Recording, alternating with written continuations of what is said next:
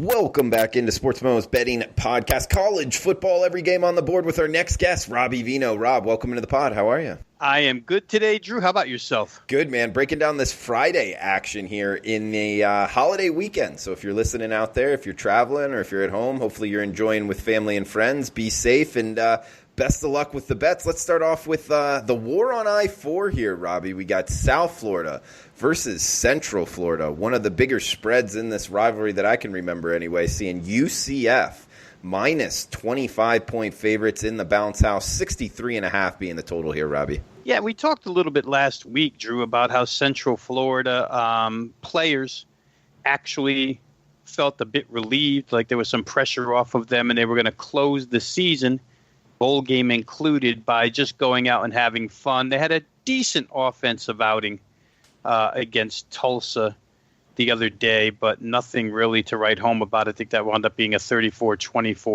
or Tulane, 34-24 win. But here, certainly, they'll find more holes in the South Florida defense than they could find in Tulane's. I'd probably be inclined to take the points here, though, Drew, because the Central Florida defense still does not look much improved over what it was last season. We're here to the final week of the season, and it just hasn't gotten any better. And you know that for South Florida, this is going to be their Super Bowl. Obviously, it means a lot to Central Florida as well, and I hate to bet against them, especially at home in this game. But the 25 points seems to be a tad bit, high. My power ratings made this game 21.5, which shows you that I think there's a little padded value toward the South Florida side. Don't know that I'll get to the window with it, but for right now, I think I start the handicap with South Florida. All right, Robbie, and moving on to the next game, we got Texas Tech at Texas, 65 the total here. The Longhorns, minus 9 in Austin. Yeah, here I just, for Matt Wells and his coaching staff, you come to Lubbock and you have a disappointing season. They're not going to make a bowl game. The way to save the season is to defeat Texas. I think every first-year head coach for a Texas university that's in the Big 12, the goal is to beat Texas. That helps with the administration. So I think you're going to get a A-plus effort out of Texas Tech here. I think certainly they're offensively capable enough to go ahead and go punch for punch with Texas. For Texas, I don't know, Drew. We would just be repetitive in what we've said about them all season long. I know injuries ravage their defense. It's never really come back to be what they thought it would be to start the year. Texas Tech, like I say, should be able to find ways to score points, multiple points in this game. I think we're looking at a total here of 65, and there's a potential for over there in this contest because Texas Tech's defense liable to be attacked pretty well by Texas's potent offense as well. So I would think that Texas Tech plus 9 is the way I'd look, and possibly over 65 points. Robbie, we got Maction up next. Kent State at EMU. That's Eastern Michigan. We're seeing Eastern Michigan minus 5.5, and Yip Spillane, I believe, 65.5 being the total here, Robbie. Yeah, good old Yip Spillane. For EMU, I mean, they're the better team, Drew, but I think Kent State certainly has more reason to play. They're sitting on 5 wins. 6 gets them bowl eligible.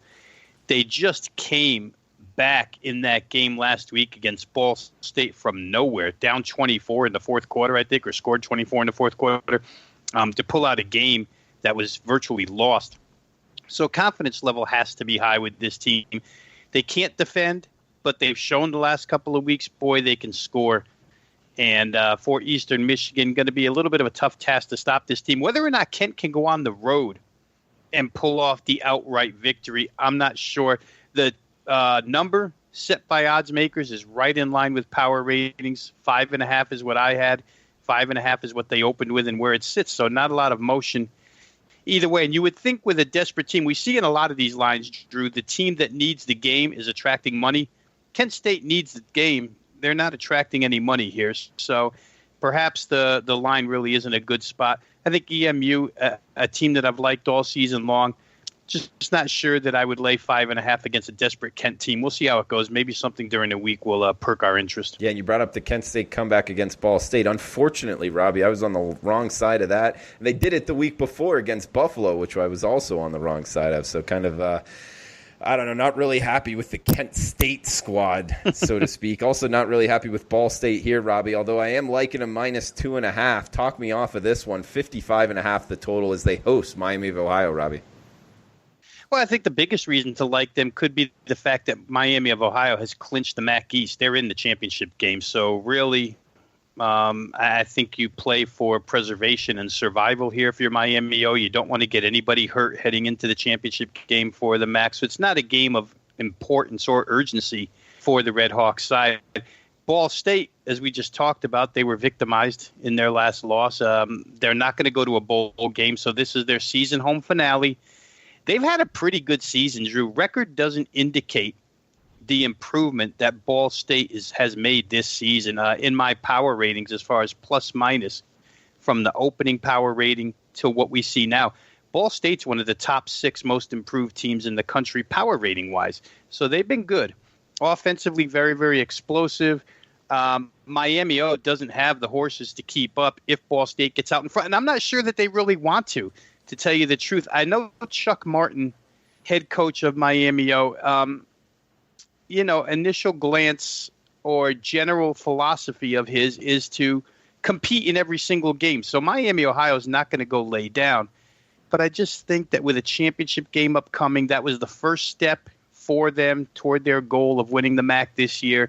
I don't think that they'll play recklessly here, anything that could afford them personnel loss that would hurt them as far as winning the MAC championship is concerned. So for me, it would be Ball State in this game. I think 2.5 is a very reasonable price. It's what power ratings came up with. So I think we're finding the advantage here, not necessarily in the fundamentals, but we're finding the advantage for Ball State in the situational aspect in this game. Robbie, Big Ten matchup up next, Iowa at Nebraska. We're seeing Iowa laying 5 or 6, depending on where you're shopping, 44 being the total.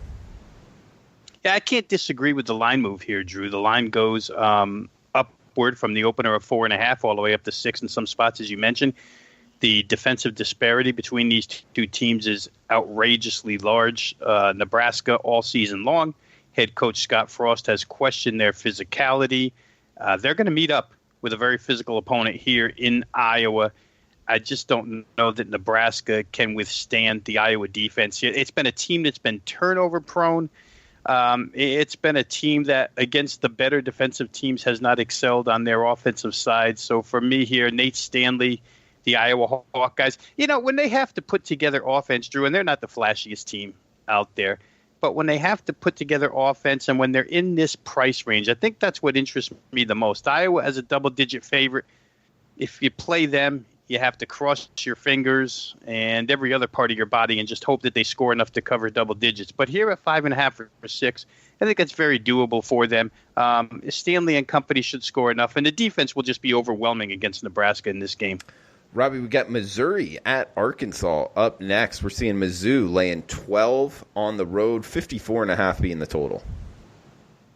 And God only knows who Arkansas will play at quarterback, Drew. After last week, they've now gone through 5 quarterbacks, but the starter was their 4th-string true freshman, KJ Jefferson. The team's a disaster, an absolute disaster. I mean, they're down 56-6 to LSU in the 4th quarter. LSU lets off the gas. Arkansas comes up with a couple touchdowns in a minute 33 span to go ahead and get that cover at plus 43. Missouri's in the downward spiral as well. I just don't know that their spiral is as drastic. For Mizzou, there's no guarantee that they're going to win their appeal with the NCAA. But if that announcement should come down and they do win, then this game becomes a necessity because it would be their 6th win for bowl eligibility. Like the way the Missouri defense has played all season long, even in last week's 24-20 loss to Tennessee, the defense was very, very good in that game. To me, Arkansas is a clear fade no matter what price tag, no matter what the opponent, no matter what the venue. I think this one is actually played at War Memorial Stadium. They play one game a year in War Memorial outside of Fayetteville, this one in Little Rock. But to me, that doesn't matter. They're trying to create a unnatural rivalry ever since Missouri came to the SEC East out of this game. Remember, Arkansas used to play LSU on Thanksgiving week all the time last 2-3 years, they've changed that to Arkansas as they try to develop some kind of rivalry. I don't think this is much of a rivalry game. Missouri, for me, should coast. Arkansas, boy, less than 2 touchdowns against anybody. I wouldn't touch them right now. Western Kentucky beat them by 26. So I wouldn't be playing Arkansas anytime soon. Yeah, I'm with you, Robbie. It's tough to bet Missouri in this spot laying on the road, but at the same time, I'm not interested in backing the Razorbacks at this price. And, guys, check out Robbie Veno at sportsmemo.com. We got a special coupon code here, Veno, VENO 500. That's Veno500 at checkout for his 1-year all-access package for $500 off the retail price at sportsmemo.com for the Thanksgiving holiday. So jump on. It will last you all the way until next Thanksgiving holiday. And Robbie's been great of late off of a 6-1 day yesterday. And Robbie, what, you're 10-3 in the NBA, something like that?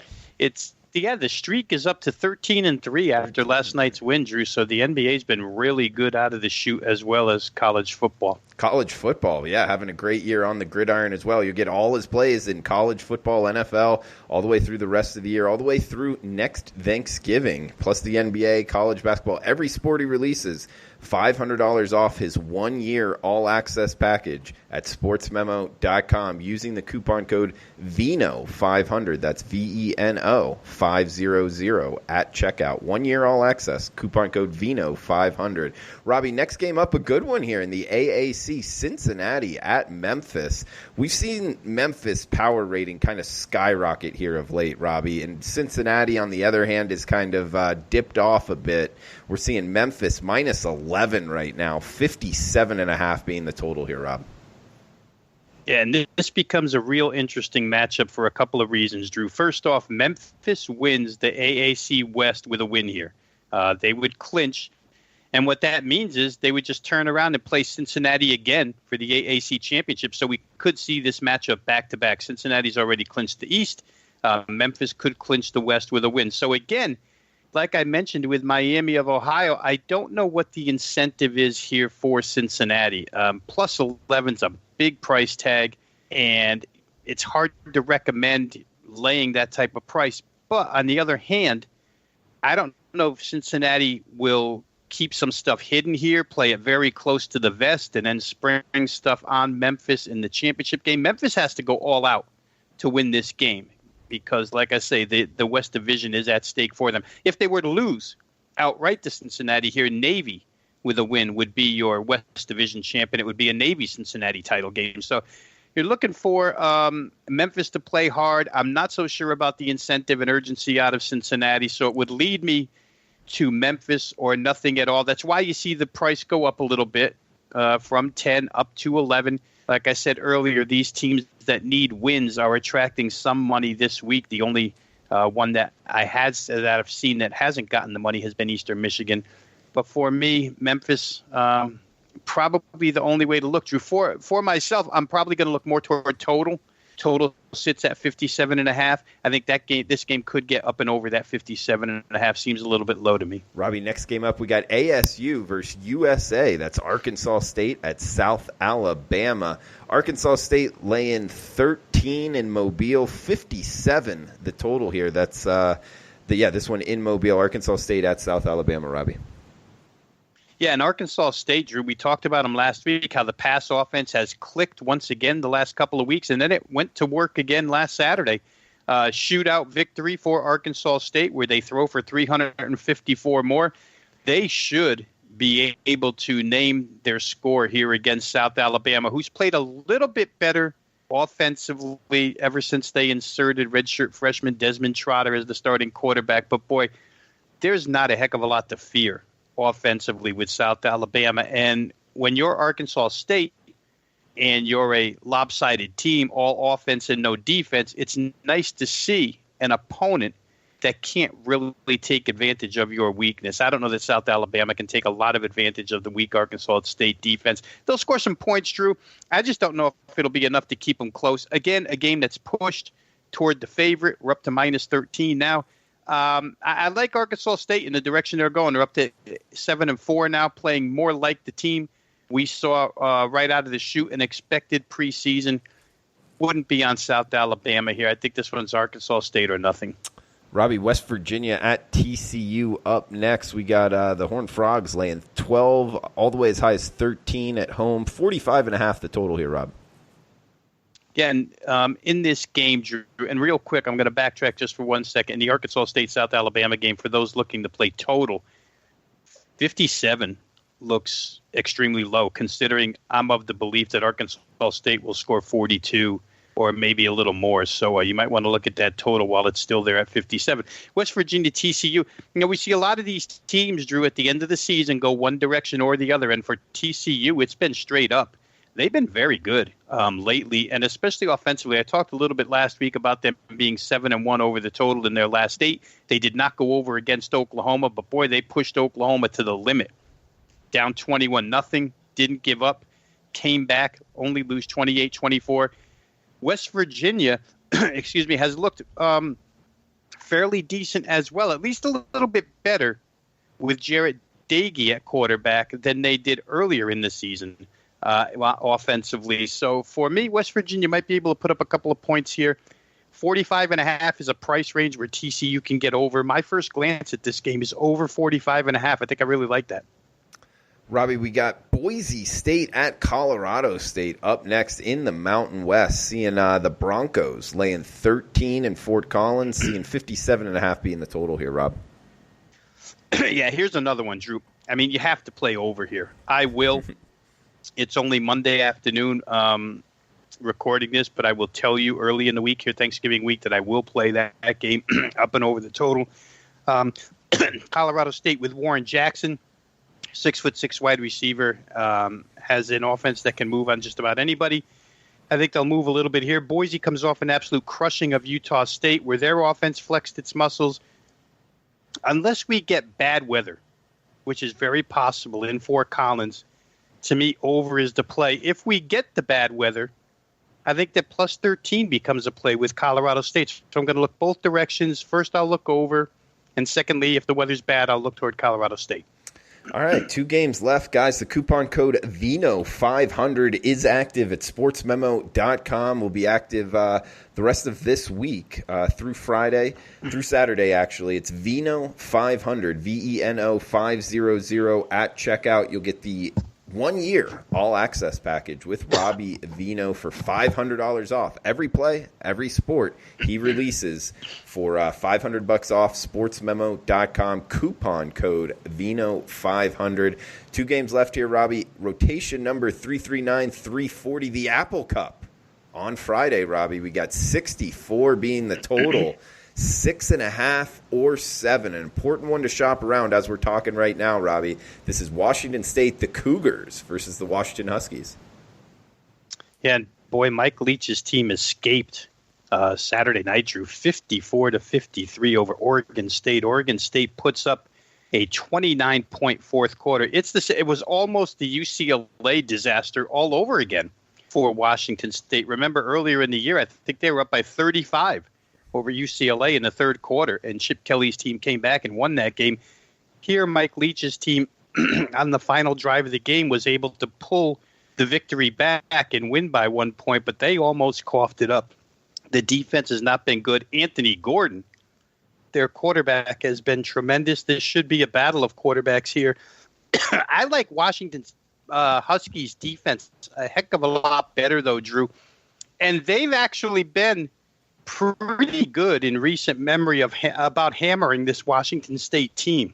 So a little case of the little brother here, Washington State, but I don't think that what I saw the last month or so out of the Washington State defense warrants plus 6.5.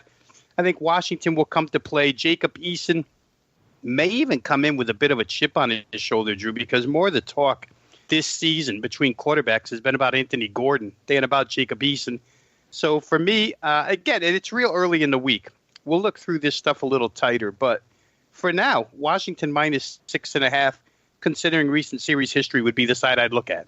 All right, Robbie, good stuff. We got 1 game left, guys. Coupon code VENO500 at checkout. $500 off his 1-year all-access pass at sportsmemo.com. Heading to the Sun Belt.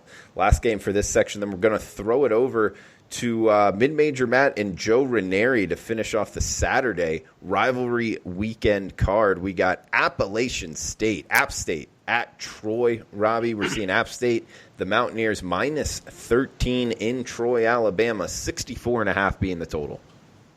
Yeah, boy, Troy is a bully offense, Drew. When they find a defense that they can throw on, and Caleb Barker's done a great job this year at quarterback, then they put up big numbers and big points. The problem for them last week was they ran into the ULL team that plays tremendous defense, and they got absolutely annihilated. They can't stop anybody. So for Troy, they really need to be able to score, and I don't know that they'll do it here. Appalachian State and UL Lafayette are clearly the class of the Sun Belt Conference this year, and that'll be a great championship rematch between those two. But App State, with the ability to put up points just the same way ULL did, I think they scored 53 last week. App State with the same ability to shut Troy down the way ULL did last week. So I find it real hard to make any case for the Troy Trojans here unless Appalachian State gets sloppy with turnovers. I don't think that'll happen. In his first year, Eli Drinkwitz has done a real good job. Took this team over, changed a few things. They really haven't missed a beat. They're still, like I say, one of the two teams that's a class of the conference. So 13 doesn't look like a big number to me when I consider how easy it is to strike and strike quickly against the Troy defense. For me, it'll probably be Appalachian State minus the points. I wouldn't be surprised, Drew, to see this game go even higher. We've started at 12.5. We're up to 13. I think it might get as high as 14.5 by game time. Robbie, great pod as always. Anything you want to throw out there before we shut this down, Rob? You know what? Since I won't do a show with you again for the remainder of this week, just want to wish everybody a happy Thanksgiving, happy holiday weekend, and let's go ahead and cash some more tickets this week. There's a lot of good stuff on the board as we look here at the initial numbers. So let's get there and get to the window and cash a few tickets this week. Absolutely, Robbie. Keep cashing, man. You've been great of late. 13-3 run in the NBA, great in college football and the NFL off 6-1 day. Check his packages out at sportsmemo.com. And if you're looking to get a little savings here, VENO500 at checkout. That's the coupon code for his 1-year all-access pass for $500 off. VENO500. Guys, we'll be back with Joe Ranieri and Mid-Major Matt on tomorrow's podcast schedule to finish off the College Football Every Game on the Board podcast. Best of luck until then.